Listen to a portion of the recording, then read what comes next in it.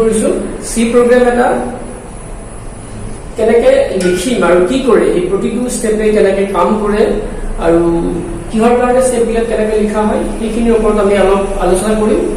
পিছত আমি কি কৰিম এইটো কম্পিউটাৰত কেনেকৈ লিখিম সেইটোৰ বিষয়ে আপোনালোকক দেখুৱাই দিম প্ৰথমতে আমি চাওঁ আহক এটা নাম্বাৰ এটা সি প্ৰগ্ৰামৰ আমি নাম্বাৰ এটা এন্ট্ৰি কৰিম আৰু সেই নাম্বাৰটো কেনেকৈ ডিসপ্লে কৰিম সেইটো আমি চাওঁ আৰু তাৰ কাৰণে আমাক কি লাগিব সি প্ৰগ্ৰামৰ কম্পাইলাৰ লাগিব আমি ইউজ কৰিম টাৰ্বো সি আমি কৰিব পাৰো টাৰ্বো সি প্লাস প্লাস কম্পাইলাৰ ইউজ কৰিব পাৰো বা বোৰলেণ্ড সি এনেকৈ বিভিন্ন ধৰণৰ উইন্ডোজ বেস হ'ব পাৰে বা ডস বেস আমি কম্পাইলাৰ ইউজ কৰিব পাৰো এতিয়া আমি ইয়াতে চাওঁ কেনেকৈ আমি নাম্বাৰটা এন্ট্ৰি কৰিম আৰু সেই নাম্বাৰটো কেনেকৈ ডিসপ্লে কৰিম সেই প্ৰগ্ৰামটো সেইটো চাওঁ এতিয়া আমি কি হ'ব প্ৰথমতে আমি লিখিছো has include stdio.h has ইয়াতে কোনো ধৰণৰ has আৰু includeৰ পিছত ইয়াতে মাজত কোনো ধৰণৰ স্পেচ নাথাকে এইটো গোটেইকেইটা লোৱাৰ কেছত স্মল লেটাৰত আমি লিখিব লাগিব সো এইটোৰ মিনিংটো হ'ল কি ই ইনক্লুড কৰিব stdio.h মানে stdio.h মানে এইটোৰ মিনিংটো হ'ল স্ট্যান্ডাৰ্ড এইটোৰ মিনিং হ'ল standard input output header file so ইয়াৰ মিনিং হ'ল standard input output header file এই কি কৰিব কম্পাইলাৰে কি কৰিব এই standard input output header file টো আমাৰ এই প্ৰগ্ৰামটো এই যেটো ফাইল আছে প্ৰগ্ৰাম ফাইল আছে ইয়াতে লৈ আহিব আৰু কিয় লাগে আমি কৈ আছো পিছত ইনক্লুড কৰিব তাৰ পিছত তেনেকে has include conio.h তাৰমানে কি console input আউটপুট হেডাৰ ফাইলটো এই যেটো স্টেটমেন্ট আছে এই স্টেটমেন্টটোই কি কৰিব আমাৰ প্ৰগ্ৰাম যেটো ফাইল আছে এই প্ৰগ্ৰাম ফাইলটোলৈ লৈ আহিব এতিয়া আমি চাও এই যে প্ৰগ্ৰাম ফাইলটোলৈ লৈ আহি এই দুটা আমি কি কম এই দুটা যেটো একটা ক'ব পাৰো আমি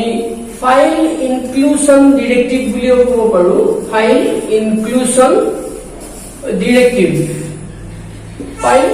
ইনক্লুশন ডিৰেক্টিভ এই হেডাৰ ফাইলটো আমি কি কৰিছো ইয়াতে ইনক্লুড কৰিছো বা ইয়াত কি ক'ব পৰা যায় এইটা ক'ব পৰা যায় প্ৰি প্ৰসেসৰ অৰ আমি ক'ব পাৰো প্ৰি প্ৰসেসৰ ডিৰেক্টিভ বুলিও ক'ব পাৰো সো প্ৰি প্ৰসেসৰ ডিৰেক্টিভ বা ফাইল ইনক্লুশন ডিৰেক্টিভ ফাইলটা ইনক্লুড কৰা আছে এখানে ফাইল ইনক্লুশন ডিৰেক্টিভ আৰু প্ৰি প্ৰসেসৰ ডিৰেক্টিভ মানে কি কৰা হ'ব ইয়াতে বিফৰ কম্পাইলেশন ই কি কৰিব প্ৰি প্ৰসেস মানে আগতে এই ফাইলটা তাৰ পৰা তাৰ যেটো কম্পাইলাৰৰ যেটো লাইব্ৰেৰী আছে কম্পাইলাৰৰ লাইব্ৰেৰী যত বিভিন্ন ধৰণৰ ফাইল বিলাক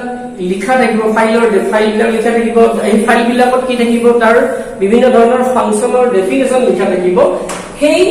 আমি হেডাৰ ফাইল কি কৰিছো ইয়াতে এই ফাইলটো লৈ আহিছো সো এইখিনি নিশ্চয় গম পাইছে এতিয়া আমি চাও কি কৰিছো ইন int মেইন সব বিলাক কি লিখিব লাগিব লোৱাৰ কেছত লিখিব লাগিব স্মল লেটাৰ লিখিব লাগিব তাৰ পিছত ফাৰ্স্ট ব্ৰেকেট আমি যেটো প্যাৰেন্থেছিছ বুলি কম ইয়াতে সো এইটো কব int এইটো আমাক আমি এইটো কব ৰিটাৰ্ন টাইপ বুলি কব ৰিটাৰ্ন টাইপ এই যেটো int আছে এইটো কব ৰিটাৰ্ন টাইপ আৰু এই মেইন যেটো আছে এইটো এটা হল user defined function define function এটো কব user defined function আচ্ছা এতিয়া এটো আমাৰ int মানে এই মেইন নামৰ যেটো user defined function আছে এই ফাংশনটো কি ধৰণৰ ডাটা ৰিটাৰ্ণ কৰিব ইন্টিজাৰ টাইপ ৰিটাৰ্ণ কৰি দিব ই এতে কিছুমান কিতাপত এটো কি লিখি থকা থাকিব পাৰে void থাকিব পাৰে void মানে এই ৰিটাৰ্ণ টাইপটো এই মেইন ফাংশনটোৰ ৰিটাৰ্ণ টাইপটো কি হয় নাথিং void মানে নাল একো ৰিটাৰ্ণ নকৰে এতে ইয়াতে যদি আমি int লিখো আমি প্ৰগ্ৰামটোৰ শেষত কি লিখিব লাগিব ৰিটাৰ্ণ 0 লিখিব লাগিব হি কি কৰিব ইন্টিজাৰ টাইপৰ ভ্যালু 0 টু ইন্টিজাৰ টাইপৰ গতিকে হি ৰিটাৰ্ণ কৰিব ইন্টিজাৰ টাইপৰ ভ্যালু গতিকে আমি আইএনটি লিখিলে ৰিটাৰ্ণ 0 লিখিব লাগিব আৰু void লিখো যদি আমি এই ৰিটাৰ্ণ স্টেটমেন্টটো লিখিব নালাগে এতিয়া আমি এখিনি নিশ্চয় বুজি পাইছে আমি পালো কি এটো ৰিটাৰ্ণ টাইপ এটো ইউজাৰ ডিফাইন্ড ফাংচন আমাৰ ফাংচন কি আমি পিছত পাম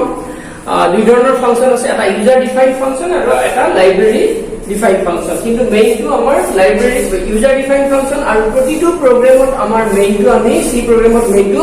লিখিব লাগিব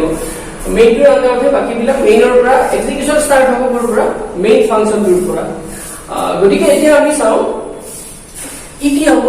আমি কি কৰিব কৈছে ইয়াতে ডাটা নাম্বাৰ এটা এন্ট্ৰি কৰা হ'ব আৰু এই নাম্বাৰটোৰ ভ্যালুটো ডিসপ্লে কৰা হ'ব এতিয়া আমি নাম্বাৰটো যদি এন্ট্ৰি কৰিব লাগে নাম্বাৰটো ফৰৱাৰ্ড আমাক স্পেচ লাগিব নাম্বাৰটো থোৱাৰ কাৰণে গতিকে আমি কি কৰিছো এইটো ভেৰিয়েবল ডিক্লেৰেচন কৰিছো সো ভেৰিয়েবল ডিক্লেৰেচন INTN তাৰ মানে হি এটা স্পেচ এটা এলোকেট কৰিব মেমৰি মানে ৰেমত যত ইন্টিজাৰ টাইপৰ ডাটা ষ্টৰ কৰিব পৰা যায় তাৰ পিছত কি হ'ব এইটো আৰু এই ভেৰিয়েবল ডিক্লেৰেচন বা ইনিশিয়েলাইজেশন পাৰ্টটো আমাৰ সি প্ৰগ্ৰামত কোড হ'ব একদম টপত হ'ব আৰম্ভণিতে আমি লিখিব লাগিব টপ মানে মেইনৰ পিছতে আমি বাকিখিনি প্ৰগ্ৰামৰ আগত ভেৰিয়েবল ডিক্লেৰেচন বা যেটো ভ্যালু ইনিশিয়েলাইজ কৰো ভেৰিয়েবল ডিক্লেৰেচনটো আমি ইয়াতে লিখিব লাগিব গতিকে এটো আমি লিখিলো স্পেচ এটা এলোকেট কৰিলে যত ইন্টিজাৰ টাইপৰ ডাটা ষ্টৰ কৰিব পৰা যায় নেক্সট আছে CLRSCR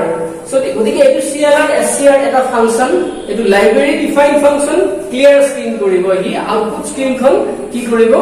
আমি দেখাৰ পিছত গম পাম আউটপুট স্ক্ৰিনখন কি হয় সেই স্ক্ৰিনখন আউটপুট স্ক্ৰিন মানে যত ৰিজাল্টটো আমি পাম যত এন্ট্ৰি কৰিম সেইখন স্ক্ৰিন ক্লিয়াৰ কৰিব গতিকে আৰম্ভণি আগৰ যদি কিবা আছিল কি কৰিব ক্লিয়াৰ কৰিব আৰু এই যেটো ফাংচন এইটো লাইব্ৰেৰী ডিফাইন্ড ফাংচন এই ফাংচনটোৰ ডেফিনেশনটো কোন আছে এই কোন io.h console input output header ফাইলত লিখা আছে গতিকে আমি যেতিয়া এইটো ইউজ কৰিম এই হেডাৰ ফাইলটোৰ প্ৰয়োজন হ'ব আমাৰ গতিকে আমি এই হেডাৰ ফাইলটো এইটো ফাইল ইউজ কৰাৰ লগে লগে এই ফাইলটো আমি ইনক্লুড কৰিব লাগিব গতিকে আমি কি কৰিব লাগে এই দুটা হেডাৰ ফাইল সববিলাক সি প্ৰগ্ৰামতে আমি লিখিব লাগে তাতকে আৰু বেলেগ হেডাৰ ফাইলও আমি ইনক্লুড কৰিব লাগিব কিন্তু আমি এইটো লাগিবই কাৰণ ইয়াৰ ডেফিনেশনটো তাত লিখা আছে কেনেকৈ কাম কৰিব ডেফিনেশন মানে এই ফাংচনটো কেনেকৈ কাম কৰিব তাত লিখা আছে নেক্সট আমি আহো printf এটা ফাংচন এইটো কি ফাংচন লাইব্ৰেৰী ডিফাইন্ড ফাংচন আৰু কি কৰিব printf প্ৰিন্ট কৰিব কি প্ৰিন্ট কৰিব কি মেছেজ প্ৰিন্ট কৰিব আৰু ভেৰিয়েবলৰ ভ্যালু এটা বাদ্ৰা যি থাকে এই ভেৰিয়েবলৰ ভ্যালু প্ৰিন্ট কৰে কত প্ৰিন্ট কৰে আমাৰ আউটপুট স্ক্ৰিনত প্ৰিন্ট কৰি দিয়ে ডিসপ্লে কৰে তাৰ মানে গতিকে printf এই ফাংচনটো ইয়াতে কি কৰি আছে এটা মেছেজ প্ৰিন্ট কৰি আছে এন্টাৰ এ নাম্বাৰ এইটো আমি ডাবল কোটৰ ভিতৰত লিখিব লাগিব আৰু ডাবল কোটৰ ভিতৰত যি টেক্সট লিখো টেক্সট বা কিবা নাম্বাৰ যি লিখো এখিনি এজ ইট ইজ ডিসপ্লে কৰিব ইয়াত যেনেকৈ লিখো তেনেকৈ হি ডিসপ্লে কৰিব আৰু ইয়াতে কিহেৰে আমি হেড কৰিছো সেমিকলনৰে হেড কৰিছো এতিয়া এই printf ফাংচনটোৰ ডেফিনেশনটো কোন আছে এই যেটো stdio মানে স্ট্যান্ডাৰ্ড ইনপুট আউটপুট গতিকে এইটো কি printf টো স্ট্যান্ডাৰ্ড আউটপুটৰ কাৰণে ফাংচন গতিকে তাৰ ডেফিনেশনটো stdio.h ত লিখা আছে গতিকে এইটো তাৰ কি কৰিব এইটো এক্সিকিউট কৰিলে এইখিনি কি কৰিব কি ডিসপ্লে কৰিব নেক্সট নিশ্চয় বুজি পাইছে নেক্সট আমি কি কৰিম scanf ফাংচনটো কি কৰে কি ৰিড কৰিব কোৰ পৰা ৰিড কৰিব কিবোৰ্ডৰ পৰা ৰিড কৰিব scanf ফাংচনে ৰিড কৰি ইয়াতে আমি কি লিখিছো scanf ফাংচনটোৰ %d %n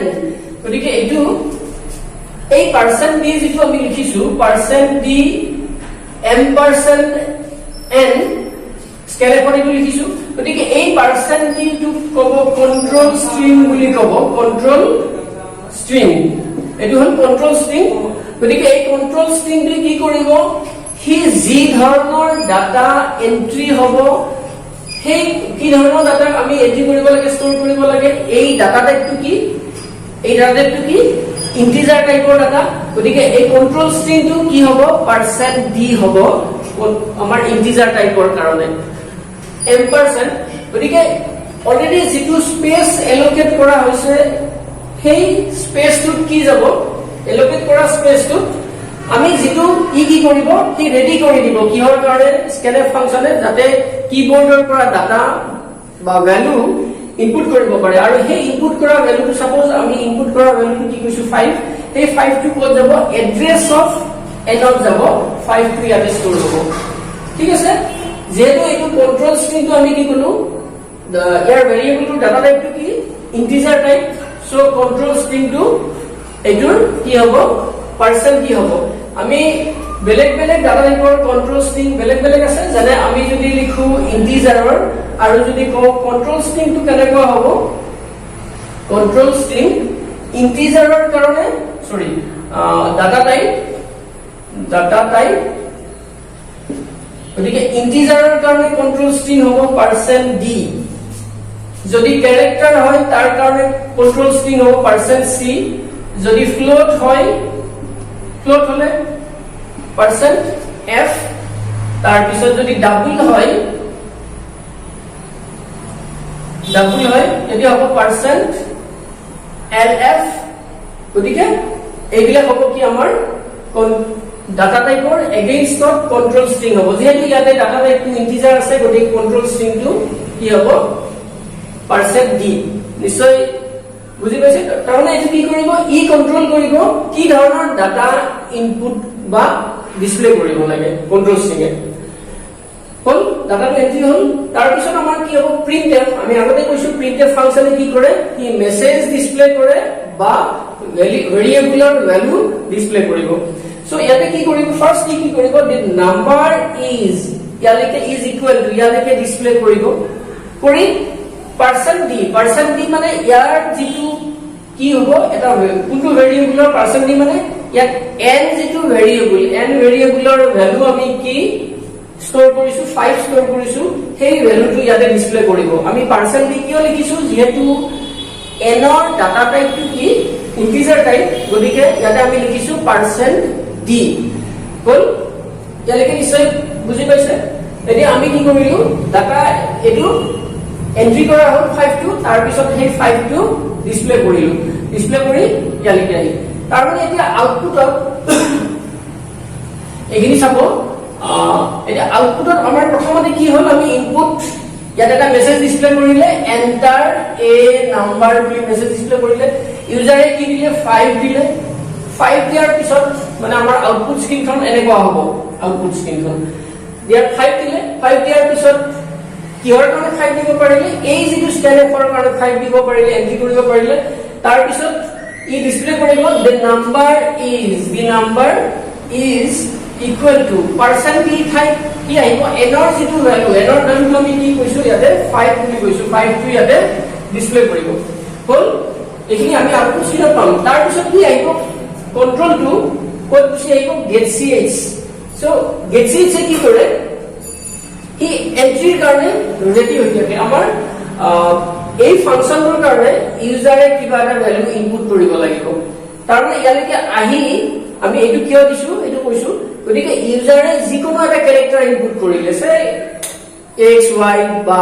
এন্টাৰ কিটো এটা কি হ'ল এটা ক্যাৰেক্টাৰ সো সেই ক্যাৰেক্টাৰ ইয়াত যাব গৈ তাৰমানে ইয়াৰ getch ৰ কামটো হ'ল এইখিনি আউটপুট স্ক্ৰীনখন ৰখাই দিয়া যাতে ইউজাৰে যি প্ৰগ্ৰামটো ৰান কৰে এইখিনি ই দেখা পায় গতিকে getch ৰ কাৰণে কিবা এটা সেইখিনিলৈকে ৰখি থাকিল তাৰ পিছত কি কৰিলে ইউজাৰে কিবা এটা কি প্ৰেছ কৰি দিলে লোৱাৰ পিছত এইটো কি হ'ব ৰিটাৰ্ণ 0 আহিব ৰিটাৰ্ণ 0 আহাৰ পিছত ৰিটাৰ্ণ 0 মানে কি কৰিব কি কৰি ৰিটাৰ্ণ কৰি দিব 0 টো ৰিটাৰ্ণ কৰি দিব যেহেতু আমি ইয়াতে ইন্টিজাৰ টাইপৰ ডাটা মানে ৰিটাৰ্ণ টাইপটো লৈছো গতিকে আমি ইয়াতে ৰিটাৰ্ণ 0 তাৰ পিছত ইয়াৰ পৰা যেতিয়া এক্সিট কৰিব তাৰ গোটেই প্ৰগ্ৰামটোৰ স্কোপটো নোহোৱা হ'ব মানে কি কৰিব ইয়াৰ পৰা ওলাই আহিলে এই যি ভেৰিয়েবল ক্ৰিয়েট কৰিছিল স্পেস এলোকেট কৰিছিল সেই এলোকেট কৰা স্পেস খিনি কি কৰিব ই ৰিলিজ কৰি দিব যাতে হি বেলেগ প্ৰগ্ৰামে বা বেলেগ প্ৰগ্ৰামৰ ভেৰিয়েবল বা ভ্যালু এইখিনি স্পেস লব পাৰে ইউটিলাইজ কৰিব পাৰে গতিকে এইটো আমি এটা প্ৰগ্ৰাম সি প্ৰগ্ৰামৰ কথা কলো গতিকে আপোনালোকে নিশ্চয় এইখিনি বুজি পাইছে কিবা যদি থাকে কমেন্ট কৰিব আজিলৈ আমি এৰিছো